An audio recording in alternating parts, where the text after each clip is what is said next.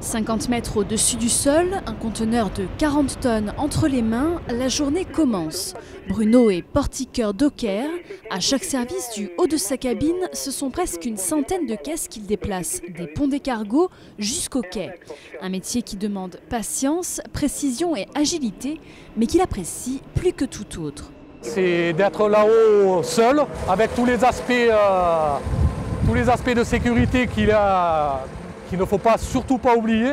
Puis après la cadence, l'exploitation, tout cet environnement qui est quand même très spécifique et effectivement l'adrénaline qu'on peut avoir là-haut à certains moments. Les portiqueurs travaillent par équipe de 2 sur chaque engin. La journée de travail est répartie en shift avec des roulements de 6 à 13 heures, de 13 à 20 heures et de 20 heures à 3 heures du matin. Au total, ce sont environ 1500 conteneurs transportés chaque jour pour chaque portique. Mais le trafic dépend de nombreux paramètres, comme la disponibilité des bateaux ou encore les intempéries. Par temps de pluie, ça glisse, les conteneurs sont trempés, les hommes sont en dessous.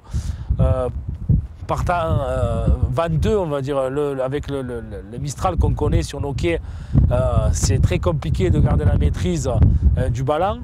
Et ça, je vous promets qu'ils sont impressionnants parfois de les voir faire. Donc, bien entendu, qu'il y a cette contrainte du trafic maritime qui fait que les métiers portuaires sont assez atypiques.